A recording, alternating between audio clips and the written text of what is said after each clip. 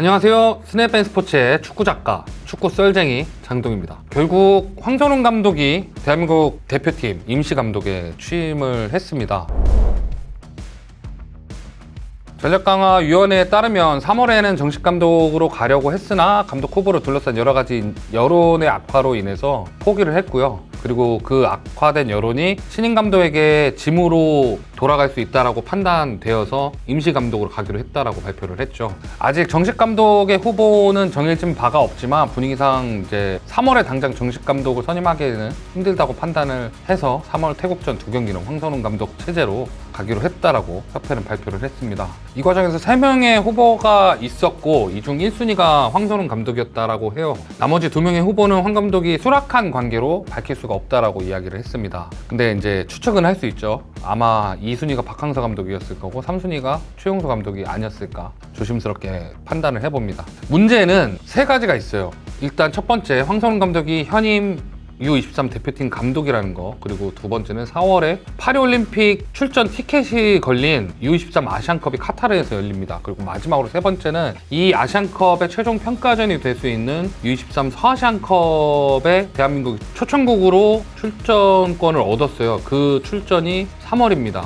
그래서 일단 협회는 황선홍 감독을 대행으로 임명을 하면서 3월 서아시안컵은 현재 U23 대표팀 코칭 스태프가 대행으로 팀을 지휘를 하고 황선홍 감독은 A팀으로 새 스태프를 꾸려서 3월 18일 A대표팀 소집을 해서 태국과 홈 어웨이 2연전을 치르고 3월 26일 소집을 해제한 후에 카타르로 이동을 하는 스케줄을 겪게 됩니다. 결국 황선홍 감독은 최종 평가전이 될 수 있는 대회를 참석하지 못하고 4월 대회에 갈 수밖에 없는 상황에 놓였습니다. 문제는 또 하나가 있습니다. 이번 U23 아시안컵 조 편성이 좋지 않습니다. 같은 조에 일본, 아랍에미리트, 중국과 함께 편성되어 버렸는데요. 일단 이거는 이전 22년 아시안컵을 8강에서 일본에게 탈락해버린 황선홍 감독의 탓도 있지만 그 체급으로 누를 수 있었던 아시안게임하고는 다르게 상대팀이 동등한 체급으로 경기를 해야 하는 이 아시안컵에서 특히, 그리고 이 대회는 파리올림픽 본선 출전권이 걸린 대회란 말이에요. 그래서 황선홍 감독이 이 대회에 있어서 준비를 굉장히 집중하고 있었던 상황인 것은 모두가 알고 있었던 상황이었습니다. 그렇기 때문에 이 대회의 중요성, 그리고 이 조의 어려움을 알고 있고 이 대회가 올림픽 출전권이 걸린 대회라는 것은 기자단들도 알고 있잖아요. 그래서 기자회견에서 어떤 기자님이 정혜성 위원장에게 이런 걸 물어보셨어요. 황선홍 감독이 이번 대행직으로 인해 올림픽 예선이 되는 아시안컵을 실패하면 책임을 묻고 경질하는 것이 아니냐라고 물어봤어요. 정혜선 위원장은 일단 해외에서도 겸임을 했던 사례가 있고 그 겸임을 하는데 무리가 없다라고 판단해서 선임을 했고, 만약에 이 겸임으로 인해서 문제가 생기면 본인이 책임지고 사퇴를 하겠다라고 말씀을 하셨거든요. 그렇다면 우리나라가 올림픽 대표팀과 성인 대표팀을 겸임했던 사례가 없었냐? 그건 아니고 2번 있었습니다. 일단 허정무 감독님이시죠. 유럽의 예를 들었지만 이미 우리나라에서도 2번의 겸임 경험이 있습니다. 허정무 감독님이 첫 번째 대표팀 감독을 맡을 때 올림픽 대표팀을 같이 맡아서 시드니 올림픽에서 좋은 성적을 거두지만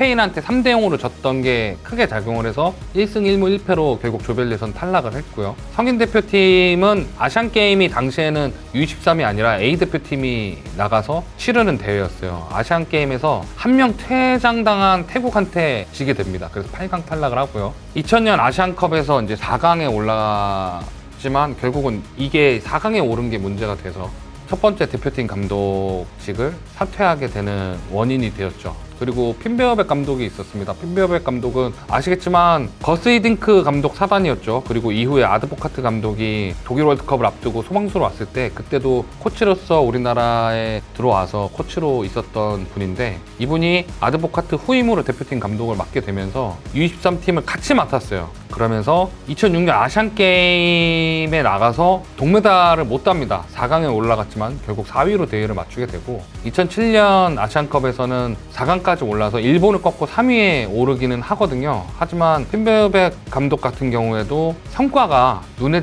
드러나게 나는 성과가 없었던지라 결국엔 14개월 만에 대표팀 생활을 마무리하고 퇴직하게 됩니다. 그렇다면 감독 대행은 또 없었을까요? 감독 대행도 2번이 있었습니다. 일단 2004년 코엘류 감독 경질 후에 당시 20세 이하 대표팀을 맡고 있었던 박성화 감독이 코엘류 사단의 A팀 코치도 맡고 있었어요. 그래서 코엘ho 감독이 사실상 경질을 당하면서 이 빈자리를 일단 누가 채울 것이냐를 고심할 때 박성화 감독이 A대표팀 감독 대행을 맡아서 4경기를 치릅니다.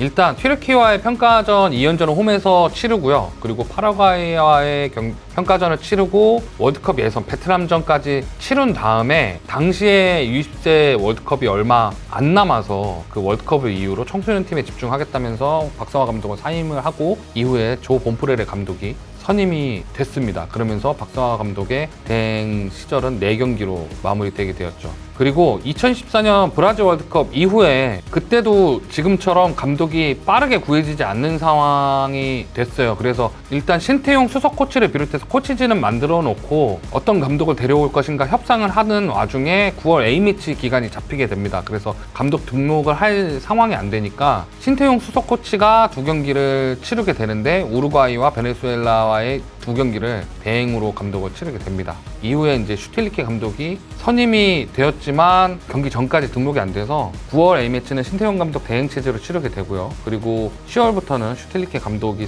제대로 지휘를 하게 됐습니다. 그리고 신태용 감독은 A대표팀 감독 대행만 한 게 아니라 올림픽 감독도 겸임을 한 적이 있어요. 그러니까 먼저 허정무 감독과 비슷한 케이스가 되겠죠. 신태용 감독 같은 경우에 이광종 감독이 원래 리우 올림픽 대표팀 감독을 맡고 있었는데 이광종 감독이 백혈병에 걸리면서 팀을 지휘할 수 없는 상황에 처하게 됩니다. 그래서 신태용 감독이 올림픽 팀의 감독으로 소방주로 가게 되고 슈틸리케 감독도 이를 승인하면서 수석 코치와 겸임하는, 그러니까 A팀 수석 코치 겸 올림픽 팀 감독을 이제 겸임하는 그런 포지션을 올림픽 때까지 취하게 됩니다. 이 대행과 겸임이 가능했던 거는 일단 2가지 이유가 있을 것 같은데요. 일단 허정무 감독 케이스는 허정무 감독이 맡고 있던 상황에는 아시아에 배정된 그런 세계대회 티켓이 그리 많지 않았어요. 그렇기 때문에 매치 스케줄이 지금보다 빡빡하지 않습니다. 지금은 어찌됐건 최종 예선에 올라가도 6팀 정도를 상대해야 되는